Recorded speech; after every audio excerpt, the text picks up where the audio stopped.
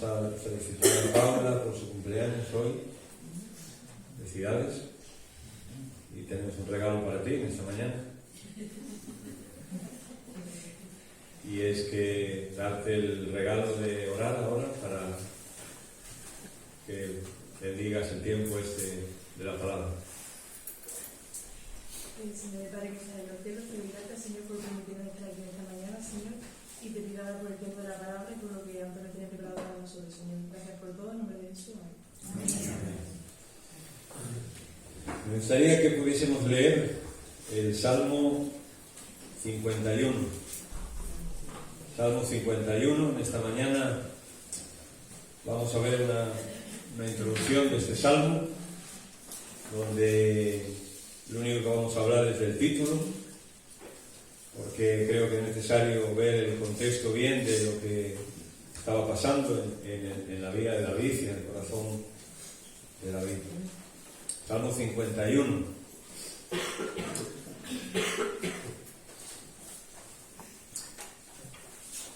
Empezando por el título del Salmo, que es parte de lo que David escribió. Al músico principal, Salmo de David, cuando después que se llegó a Betsabé, vino a él Natán el profeta. Ten piedad de mí, oh Dios, conforme a tu misericordia, conforme a la multitud de tus piedades, borra mis rebeliones. Lávame más y más de mi maldad y límpiame de mi pecado, porque yo reconozco mis rebeliones, y mi pecado está siempre delante de mí. Contra ti soy pecado y he hecho lo malo delante de tus ojos, para que seas reconocido justo en tu palabra y tenido por puro en tu juicio. He aquí en maldad he sido formado y en pecado me concibió mi madre. He aquí tú amas la verdad en lo íntimo y en lo secreto me has hecho comprender sabiduría. Purifícame con hisopo y seré limpio, lávame y seré más blanco que la nieve. Hazme oír gozo y alegría, y se recrearán mis huesos que has abatido. Esconde tu rostro de mis pecados y borra mis maldades. Crea en mí, oh Dios, un corazón limpio, y renueva un espíritu recto dentro de mí. No me eches de delante de ti, y no me quites de mí tu Santo Espíritu. Vuélveme el gozo de tu salvación, y espíritu noble me sustente. Entonces enseñaré a los transgresores tus caminos, y los pecadores se convertirán a ti. Líbrame de homicidios, oh Dios, Dios de mi salvación. Cantará mi lengua tu justicia. Señor, abre mis labios y publicará mi boca tu alabanza. Porque no quieres sacrificio, que yo lo daría, no quieres holocausto. Los sacrificios de Dios son el espíritu quebrantado. Al corazón contrito y humillado no despreciarás tú, oh Dios. Haz bien con tu benevolencia, Sión. Edifica los muros de Jerusalén. Entonces te agradarán los sacrificios de justicia, el holocausto ofrenda del todo quemada. Entonces ofrecerán becerros sobre tu altar. Amén. Pues que Dios añada, ¿no?, su bendición a nosotros. Hay una ley ahora, una de las leyes que el gobierno ha aprobado, que se llama la ley de solo es sí, o sí es sí. Y la discusión está entre qué pena tiene que tener una persona que comete ese tipo de delito. Y sabéis que la discusión ha estado entre que han agrupado los delitos de agresión o abuso, y eso ha provocado que han tenido que bajar las horquillas de las penas más altas, ¿no? Y la consecuencia ha sido pues hacer una chapuza y que la gente saliendo, ¿no?, de la cárcel o viendo reducidas sus condenas. Y esto es un tema que siempre en la vida está muy actual, no solamente de la ley del sí es sí, sino incluso para nosotros como creyentes.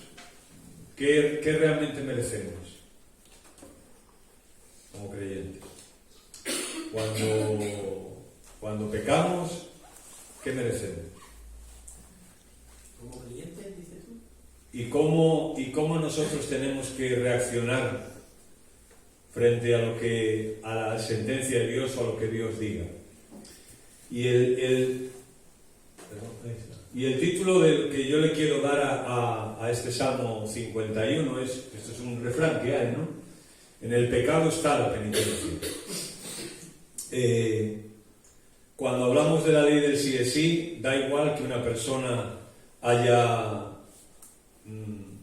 estado 2 años o esté 12 años en la cárcel. La historia es que está en la cárcel porque ha hecho algo. No está en la cárcel porque es inocente, se supone, es porque ha hecho algo. Y yo creo que esta confesión de David precisamente apunta hacia eso, ¿no? No apunta tanto hacia las consecuencias de lo que ocurrió, o lo que Dios de una forma permitió o no, sino que David lo que está diciendo es que en su pecado ahí está su penitencia, en haber pecado contra Dios. Esa es su mayor penitencia para él. No es tanto las consecuencias que pudo haber tenido, que está claro que fueron menos de las que tenía que tener, sino en sí, en el pecado está la penitencia. Y él comienza el Salmo diciendo al músico principal, y usa de nuevo Salmo de David, esa palabra, Salmo, de nuevo David usa la palabra Mizmor. Mizmor es una palabra hebrea que significa un canto de alabanza alegre a Dios. Y claro, tú cuando lees el Salmo 51 te da la sensación de que es todo lo contrario, un canto alegre, ¿no? O a lo mejor porque nosotros cuando lo leemos podemos identificarnos con esto de otra manera. Pero David dice, cuando la gente recuerde lo que yo hice y recuerde cómo Dios tuvo misericordia de mí, yo no quiero que la gente lo cante con tristeza, sino que lo cante con alegría. Porque mi mayor penitencia fue esa precisamente, pecar contra Dios. Y como Dios me perdonó, eso es lo principal. Lo demás viene por añadidura. Si Dios me castigó más, si Dios me castigó menos, si yo merecí más o merecí menos, eso es por añadidura. El problema es que yo pequé contra Dios, y lo vamos a ver. En el Salmo, bueno, no lo vamos a leer, ¿no? Pero en el Salmo 32, la sensación que David da es que cuando él confesó su pecado, experimentó una liberación. Es como cuando una persona ha hecho algo y está en la cárcel, ¿no? Y paga su condena, digamos, y ahora le dicen, bueno, pues mañana sales. Y la persona experimenta ya esa liberación porque ya ha cumplido, ya ha sido castigado, ya ha cumplido con su pena y ahora puede salir libre. Y es un poco como la sensación que puede dar el Salmo 51 con el Salmo 32 también de David, ¿no? David está diciendo, pues confesar mi pecado me hizo salir de esa cárcel en la que yo estaba, ¿no? Sin confesión no había alegría en su corazón, no había tranquilidad, no había paz. Pero ahora que hay una confesión, hay alegría. Y el pecado, la confesión del pecado siempre va a traer alegría en nuestro corazón. Siempre. Aunque Dios tenga que disciplinarnos a veces, aunque tengamos que sufrir determinadas circunstancias, la confesión del pecado siempre es una liberación. Juan el apóstol dice, ¿no? En primera Juan dice, si confesamos nuestros pecados, la palabra confesar ahí es el término griego homologeo. Homo significa mismo y logos es decir o discurso.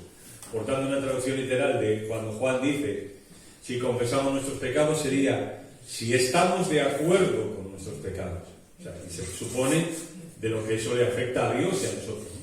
Dice, si confesamos nuestros pecados, Él es fiel y justo. Primer resultado, perdonarnos de toda nuestra maldad. Y hay una segunda consecuencia, y es limpiarnos también. Limpiarnos. Si confesamos nuestros pecados, Él es fiel y justo para perdonarnos y limpiarnos de toda maldad. Si alguna vez te has manchado en el barro, o a lo mejor has ido a la playa y has venido lleno de arena a casa, por lo que sea, ¿no? Pues vienes incómodo, vienes con el barro, con la arena, lo que sea, y cuando te das una ducha, pues te sientes libre de todas esas cosas, ¿no? Te sientes limpio y te sientes bien. Bien, esa es la idea. Pero además de eso, David dice al músico principal para el director del coro. Tenemos en algunas versiones, o sea, al músico principal, pero en otras versiones lo que traduce que realmente debe ser al director del coro. Es decir, es un salmo que David lo compuso para que se cante y se toque por una orquesta entera. Y, por ejemplo, pues los levitas en el templo. Es decir, David quiere hacer de este canto algo popular. Es curioso, ¿no? Normalmente nosotros nuestro pecado, al igual que David, en muchos momentos tendemos a esconderlo. Tendemos a esconderlo, a que nadie se entere de lo que hemos hecho, a que nadie se entere de esa debilidad que tenemos, etc. Pero David quiere que se conozca. David no quiere que eso sea solo entre él y Dios, sino también que los demás lo conozcan, ¿no? Es decir, es como hacer una especie de pauta o de mensaje universal, ¿no? De cómo volver a Dios. Cuando uno está en un pecado y no sabe salir de ahí, ¿cómo volver? Y yo creo que eso David nos lo está enseñando. Él dice, ¿no? Reconoce abiertamente las cosas. David reconoce abiertamente. Ahora lo vamos a leer. Y la sensación cuando leemos este salmo, el Salmo 32, es como una especie de que él vivía una mentira en su vida durante un tiempo. Y él vivía una vida paralela entre lo que separaba el domingo por la mañana el culto y el resto de la semana. Él vivía una vida paralela, ¿no? Puede ser que iba al templo y adoraba y hacía una serie de cosas, pero después, durante la semana, pues él sufría y lloraba y estaba amargado y no tenía paz, etcétera, etcétera. Y eso le consumía. Es como que él no sabía salir de eso. Él estaba en una situación que no sabía salir de ella. Y de alguna manera, cuando Natán viene y le dice las cosas, pues David enseguida, ¿no? Es como que la sensación que me da, ¿sí? Que como que él estaba deseando, de verdad. Él lo estaba deseando que alguien viniera y lo liberara de eso. Aunque él seguía con eso, no era capaz de confesarlo, vivía una doble vida, lo sabemos, todo eso. Pero cuando lees esto, ves el corazón de David. Él estaba deseando que alguien viniera. Él no podía. Y Dios lo saca, como diría el Salmo 40, del pozo de la desesperación, ¿no? Lo saca del lodo y del fango. El pecado esclaviza a una persona. Y lo que, por ejemplo, si leyéramos el capítulo 6, que no lo vamos a hacer, pero el capítulo 6 de Romanos, Pablo nos advierte de eso, ¿no? Pablo nos advierte de que tengamos cuidado en nuestra vida. Porque el pecado al final lo que te puede hacer es esclavizarte y atarte y quitarte la libertad. Pero no solo la libertad para otras cosas, ¿no? Sino también la libertad para alabar al Señor, por ejemplo. Lo vamos a ver cuando entremos en el Salmo concretamente, ¿no? Porque Él está de una manera que incluso le pide a Dios, Señor, abre mis labios y mi boca publicará tu alabanza. David no era capaz ni de abrir sus labios, ¿no? para alabar al Señor. Así que Romanos 6 lo que nos dice es que tengamos cuidado, porque si no al final acabaremos siendo esclavos de ese pecado, esclavos de esa situación. Y no hace falta alejarse mucho. David seguía siendo un hombre conforme al corazón de Dios, pero eso lo dominaba en su vida, ¿no? Y creo que eso es un ejemplo para nosotros, en el sentido de que no debemos de dejarnos dominar por el pecado, porque el pecado nos quitará tantas cosas, como vamos a ver cuando entremos en este salmo. Él empieza, ¿no?, el salmo diciendo: ten piedad de mí, oh Dios, ten piedad de mí. Y en el arrepentimiento, y empieza de la mejor manera. ¿Por qué? Porque en el arrepentimiento y la confesión, yo y el reconocimiento de las cosas debe ir primero. David, antes de decir otra cosa, lo primero que dice es reconocer lo que ha pasado. Dice, yo escribí esto después que me llegué a Betsabé, o sea, después de que me fui y tuve una relación sexual con Betsabé. Y luego empieza diciendo, ten piedad de mí. Y la piedad se repite 2 veces, ten piedad de mí, y luego dice, conforme a la multitud de tus piedades. Y la segunda vez que lo dice, cuando dice, conforme a la multitud de tus piedades, usa la palabra que explicamos en el Salmo 6, que tiene que ver con matriz, como cuando una mujer lleva un hijo en su vientre, en su matriz, y tiene compasión hacia ese niño porque es parte de él. Y la segunda vez que David dice, conforme a la multitud de tus piedades, es lo que le está diciendo, ¿no? Dios, o sea, David sabe que Dios no ha llevado en el vientre que no lo ha llevado a él en el vientre. Pero David sabe que en el corazón sí, Dios lo ha llevado y lo lleva. Y por eso él pide esa multitud, ¿no? Por eso tenemos que clamar cada día, ¿no? Conforme a la multitud de tus piedades, borra mis rebeliones. Porque, por ejemplo, la Biblia dice, y Pablo lo dice, ¿no? Que cuando el pecado abundó, la gracia de Dios, ¿qué? Sobreabundó. Y Satanás es muy astuto en hacernos sentir de la manera que David durante un año se sintió. Hacernos sentir tal vez que podemos seguir con alguna situación en nuestra vida y bueno, a ver qué pasa. O hacernos sentir mal, o hacernos sentir bien. Porque David era una persona que mientras pecó se sentía mal, pero incluso a un creyente o puede incluso llegar a sentirse bien con eso. Llegar a practicar el pecado, llegar porque si el pecado lo hacemos es porque nos gusta, si no, evidentemente no lo haríamos, ¿no? Y David está triste por todo lo que hemos visto, está compungido, él está avergonzado, está desanimado, está enfermo espiritualmente y eso hasta le ha causado posiblemente una enfermedad física también. Así que lo que hace es confesar. Él lo que hace es confesar. Y mirad, este salmo, los judíos lo consideran como el salmo de la Teshuvá. Ellos dicen así, salmo de la Teshuvá. Y el salmo de la Teshuvá para el judío quiere decir salmo para el arrepentimiento o para volver a Dios. Y lo vamos a ver un poco así la semana que viene, ¿no? Cómo lo que David nos está diciendo es qué pasos dio él para volver a Dios. Y nosotros lo podemos ver. Pero el primer paso, antes de que David se volvió a Dios, lo vamos a ver ahora. Acompañadme, por favor. Segundo libro de Samuel, capítulo 12. ¿Perdón? ¿Ha salido? Bueno, ya nos volverá. Esperemos. El segundo de Samuel 12.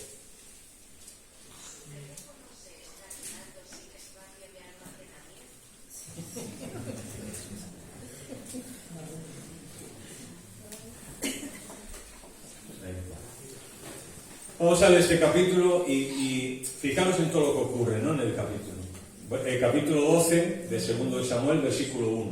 Segundo de Samuel 12, 1. Jehová envió a Natán a David y viniendo a él le dijo. O sea, Natán llega con David y le dice, mira, te voy a contar algo, David. Había 2 hombres en una ciudad, el uno rico y el otro pobre. El rico tenía numerosas ovejas y vacas, pero el pobre no tenía más que una sola corderita que él había comprado y criado y que había crecido con él y con sus hijos juntamente. Aparte de que esta persona compró un animal, está hablando de que ese animal al final era prácticamente uno de la familia. Le dice, como cuando tú tienes un perro, ¿no? Al final el perro pues es prácticamente como el gato, lo que tengas.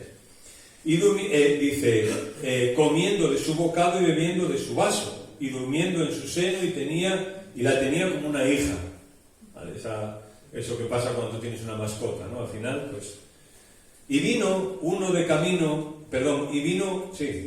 Y vino uno de camino al hombre rico, y éste no quiso tomar de sus ovejas y de sus vacas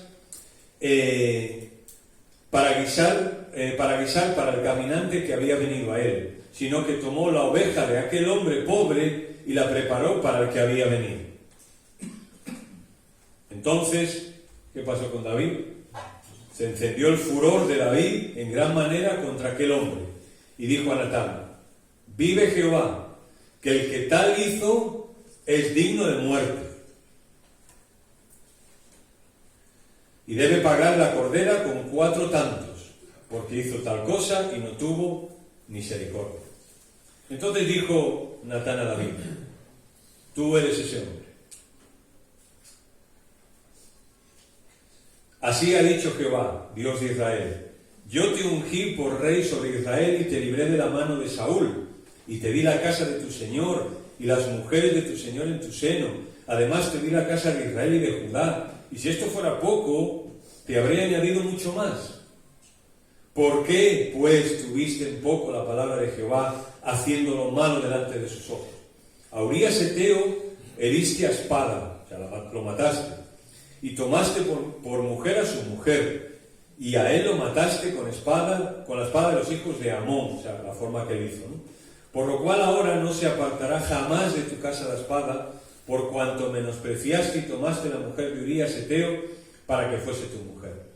Así ha dicho Jehová: he aquí que yo haré levantar el mal sobre ti de tu misma casa, y tomaré tus mujeres delante de tus ojos, y las daré a tu prójimo, el cual yacerá con tus mujeres a la vista del sol. Porque tú lo hiciste en secreto, pero yo haré esto delante de todo Israel y a pleno sol.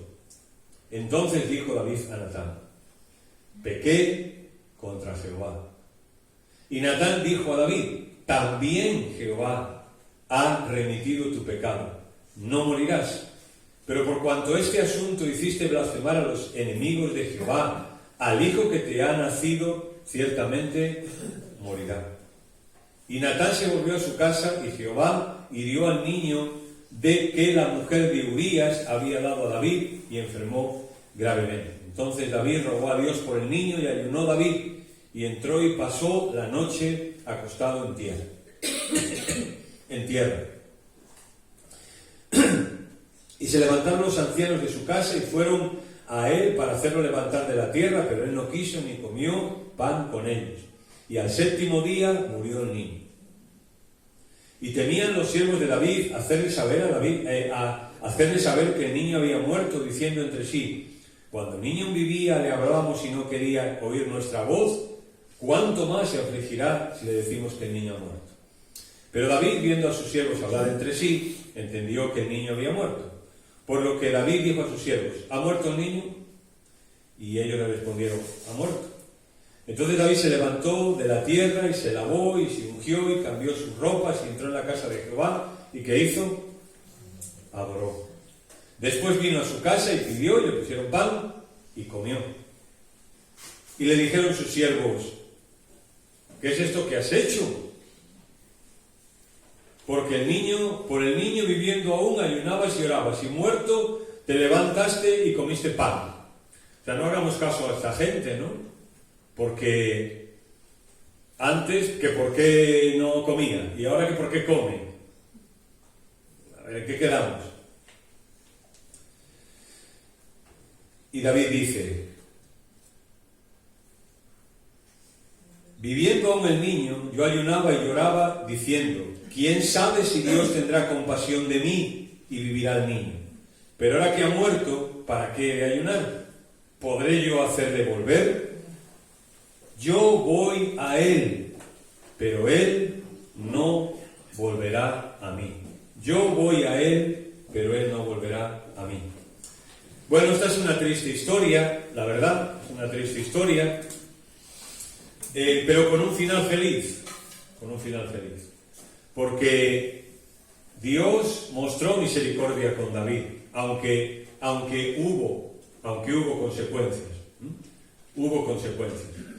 Dios acepta su pecado, y Natán le dice que Dios quitará su pecado, no morirá, porque él dice contra Jehová, cuando dice en el versículo 13, pequé contra Jehová, ¿no? Y es mejor ante Jehová o frente a Dios, esa es la idea, ¿no? Pero luego dice, luego Dios dice, también Jehová ha remitido tu pecado, también Jehová ha remitido tu pecado. Y esa palabra es muy importante porque, ¿qué quiere decir también? Básicamente no quiere decir que así como David ha quitado el pecado de sí mismo, Dios también lo quitará. Dios también lo quitará.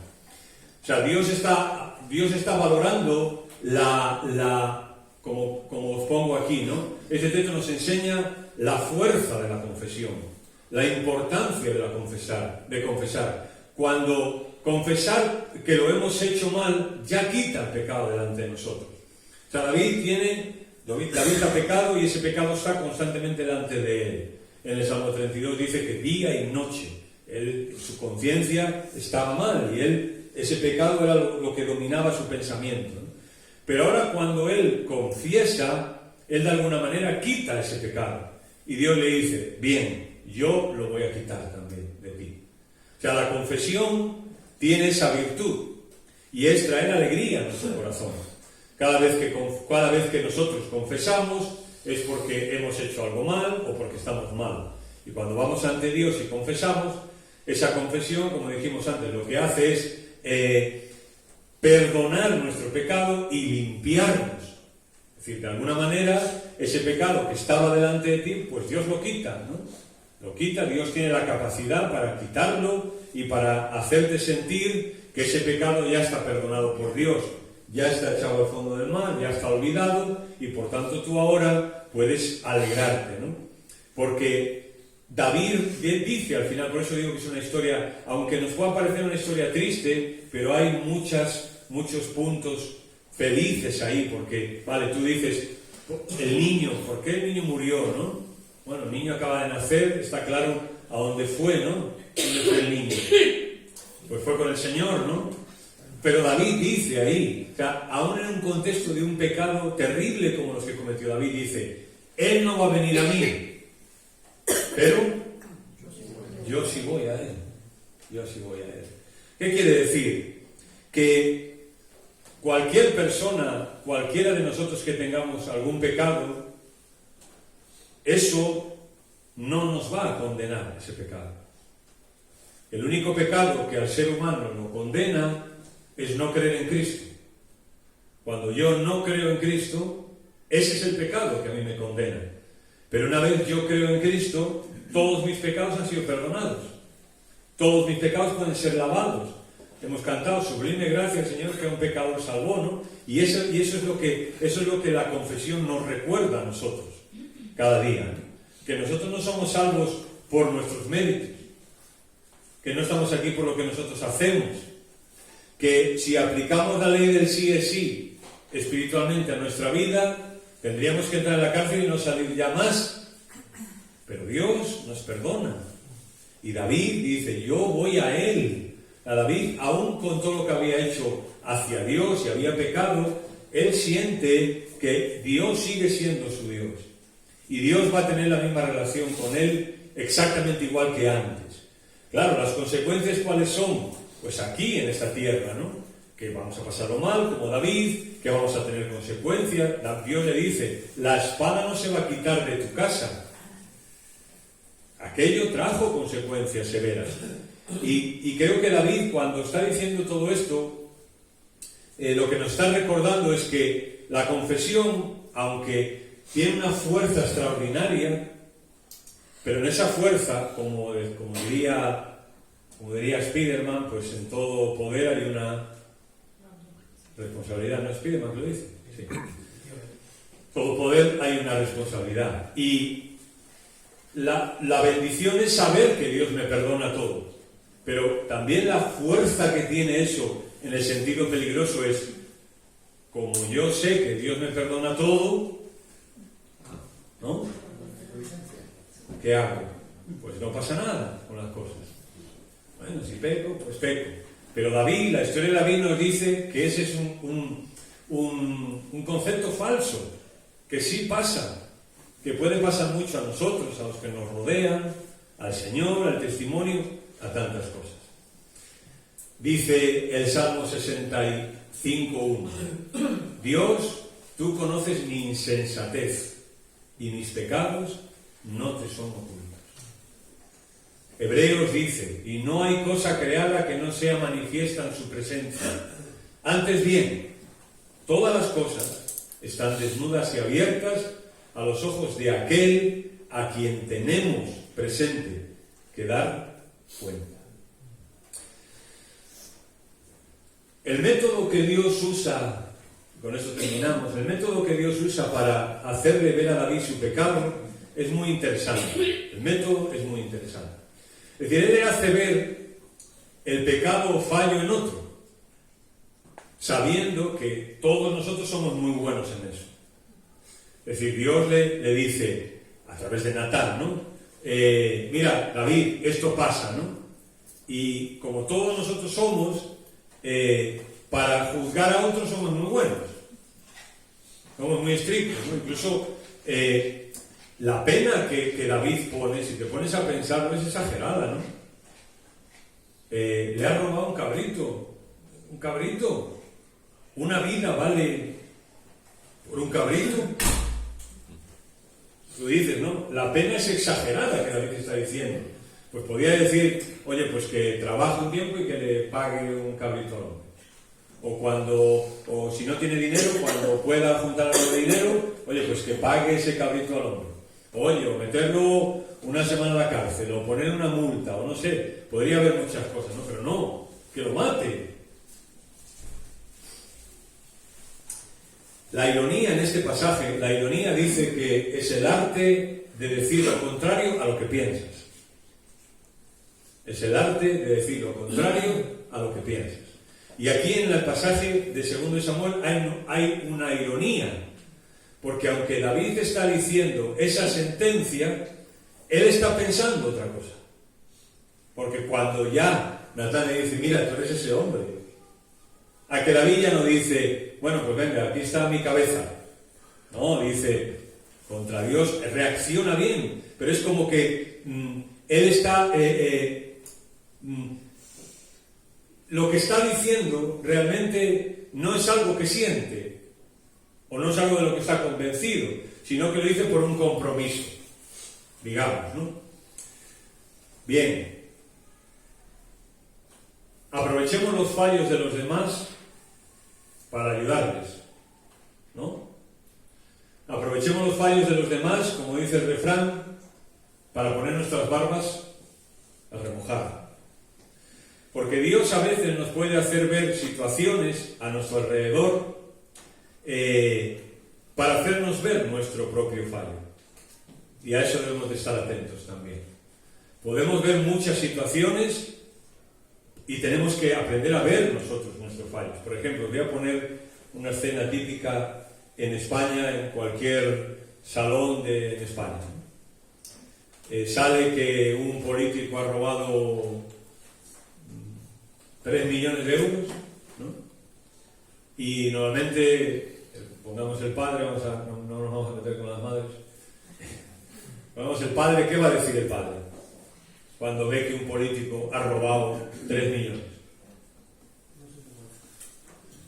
Cualquier cosa, ¿no? Sinvergüenza, desgraciado, para eso mis impuestos, no sé qué, tal. Lo típico que diría o diríamos cualquiera. Pero Dios a veces nos puede poner, estoy poniendo un ejemplo, nos puede poner esas situaciones para que yo cuando vea eso diga, ¿cómo estoy yo? ¿No? Cuando veas las barbas de tu vecino, ¿cómo dice el refrán? Cortar o cortadas ya, ¿no? Pues pon las tuyas a remojar porque te va a tocar pronto, ¿no? Es decir, que la vida trae un montón de situaciones. Por ejemplo, Jesús cuando predicó, él contaba situaciones e historias reales, de personas reales. ¿Para qué? Para que la gente se identificara con aquello. Los judíos enseñaban una ley absolutamente bestial en cuanto a forma, en cuanto a orden, en cuanto a todo, pero allí nadie entendía nada, ¿no? Habían entendido mal, pero Jesús les ponía oye, pues esto, o había un hombre que no sé qué, o una vez uno iba por el camino tal, o el otro cual, y eso a ellos les ayudaba. ¿Por qué? Porque veían en las situaciones de la vida, Dios les podía estar enseñando a través de esas situaciones de la vida, que a lo mejor también ellos podían caer en esa situación, ¿no? Por ejemplo, había un samaritano que pasó y tal, y supongo que el que estaría oyéndolo estaría pensando, ¿cuántas veces yo he pasado al lado de una persona y no le he ayudado? ¿No? Y he hecho mal con eso. Eso es lo que tenía en un sentido que reflexionar, ¿no? Y quiero terminar con un pasaje que está en 1 Corintios, capítulo 10. Es un pasaje muy bonito y creo que Pablo está en esa misma dinámica, enseñándonos. 1 Corintios 10. Pablo está recordando la historia del pueblo de Israel en muchos momentos, ¿no? Y está trayendo a la mente de los corintios, oye, mira, esto fue lo que pasó. Pero fijaros cómo Pablo trata lo que pasó y cuál es la aplicación que él tiene para ellos. Dice, porque no quiero, hermanos, que ignoréis que nuestros padres todos estuvieron bajo la nube y todos pasaron el mar. O sea, Dios tenía ese propósito para el pueblo de Israel. Y todos en Moisés fueron bautizados en la nube y el mar. Y todos comieron el mismo alimento y todos bebieron de la misma bebida espiritual, porque bebían de la roca espiritual que los seguía, y esa roca era Cristo. Es decir, Dios le dio a todos por igual. Dios le dio a todos por igual. Pero de los más de ellos no se agradó Dios, por lo cual quedaron postrados en el desierto. Y ahora dice Pablo, pero estas cosas sucedieron como ejemplo para nosotros. Y ahora dice, ¿para qué? Para que no codiciemos cosas malas, como ellos codiciaron, para que no seamos idólatras como algunos de ellos, para que no forniquemos, dice el versículo 4, como algunos de ellos, el versículo 9, para que no tentemos al Señor, versículo 10, para que no murmuremos como algunos de ellos y perecieron por el destructor. Y ahora dice, y estas cosas acontecieron como ejemplo y están escritas para amonestarnos a nosotros, a quien han alcanzado los fines de los siglos. El Salmo 51 vamos a ver la semana que viene, ¿no? Creo, nos sirve para esto, ¿no? Como un ejemplo para nosotros. Dios ha dejado en su palabra esto como un ejemplo. ¿Para qué?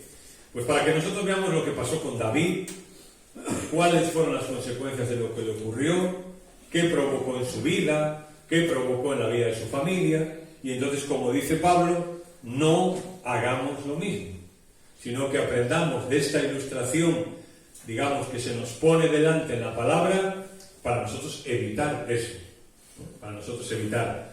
Y después, una vez tenemos ese problema, ahora David nos va a decir, bueno, ¿cómo volvemos a Dios?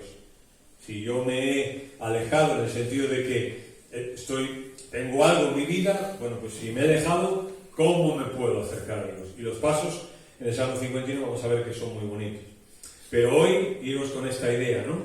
Que aprovechemos la vida, las circunstancias que Dios nos da cada día, nos permite vivir, para siempre reflexionar en nosotros, para siempre pensar en nosotros y pensar que nosotros tampoco estamos exentos de nada. Porque, como dice Pablo en el último versículo que voy a leer de 1 Corintios, después de que ha dicho todo esto, dice, así que el que piensa estar firme, mire que no caiga. Ya no dice el que está firme, dice el que él piensa estar firme, pues mire que no caiga. Es decir, yo veo a alguien caer y digo, bueno, estaba visto ya, ¿no? Todo lo hemos dicho, ¿no? Pero con ese estaba visto, no estoy aprendiendo de lo que le está pasando al otro.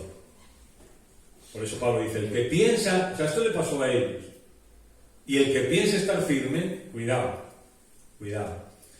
Aprovechemos la vida y las situaciones que Dios nos permite vivir cada día para reflexionar siempre, para escuchar la voz de Dios, para que Él nos muestre cómo estamos, para que Él nos muestre en qué paso estamos andando, y por supuesto, si nos equivocamos, que todos nos hemos equivocado, nos equivocamos y nos equivocaremos, que Dios nos ayude también a buscar en la palabra cómo nosotros tenemos que volvernos a Dios.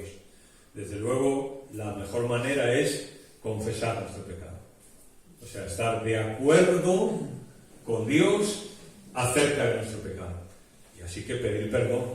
Si yo estoy de acuerdo en lo que va a decir David, ¿no? Si yo estoy de acuerdo con lo que Dios dice del pecado, dice David, no tengo matización ninguna. Señor, ten piedad de mí. ¿Veis? David no dice, bueno, Señor, yo pequé, pero es que... No, Señor, ten piedad de mí. Él está de acuerdo con que lo que ha hecho está mal. Así que él dice, Señor, ten piedad de mí.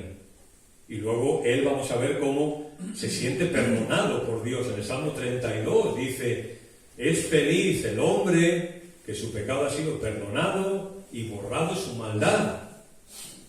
Aprovechemos las circunstancias que Dios nos da para eso, sobre todo el ejemplo de la palabra, ¿no? Aquí tenemos muchas historias que les ha pasado a hermanos nuestros y hermanas nuestras y familias y naciones, iglesias, y nosotros tenemos que aprovechar la palabra para eso precisamente, ¿no? Para ver qué dice ahí, para ver qué les pasó y sobre todo para ver también cómo ellos se levantaron y siguieron adelante. Señor, agradecemos por tu palabra en esta mañana. ¿Cuánto nos ayuda, Señor, tener historias como el capítulo segundo de Samuel 12, Salmo 51, Salmo 32, de personas que en un momento, de hermanos nuestros que en un momento dado no estuvieron bien, que estuvieron luchando con circunstancias de su vida, estuvieron desanimados, Asaf a punto de tirar la toalla incluso, pero en medio de todo eso experimentaron tus piedades. Y Señor, nosotros no somos mejores que ellos, ni mucho menos. También nosotros nos alejamos de ti, también nosotros cometemos pecados, también nosotros tenemos rebeliones en nuestra vida, también nosotros, como David le pasó, somos muy dados a acusar a los demás y a justificarnos nosotros, pero Señor, ten piedad de nosotros.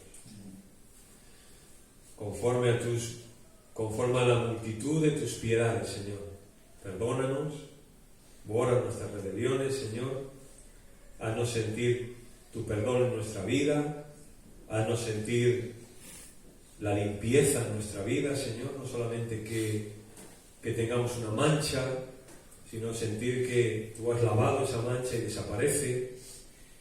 Señor, no sentirnos más en una cárcel con nuestro pecado y con nuestras actitudes y no saber cómo salir de ellas. Como va a decir David en el Salmo 51, Señor, ayúdanos a salir aún de estas situaciones que no somos capaces de salir. Usa tú los medios que tengas que usar para liberarnos, Señor, de lo que podamos tener en nuestra vida y para poder ver gozo y alegría cada día, Señor, contigo. Señor, devuélvenos el gozo de tu salvación si lo hemos perdido y un espíritu noble nos pueda sustentar cada día, Señor. Y agradecemos, Señor, porque nuestra experiencia a lo largo de los años es que muchas veces hemos pecado y tú muchas veces nos has perdonado. Nuestra experiencia a lo largo de los años, Señor, es que nuestro pecado ha abundado muchas veces, pero tu gracia ha sobreabundado. Y hoy podemos estar aquí con libertad, con sinceridad, con paz en nuestro corazón, sabiendo que hemos sido reconciliados contigo y que tenemos paz con Dios. Gracias, Señor, por esas bendiciones. Gracias por tu palabra y a ti sea la gloria. Amén.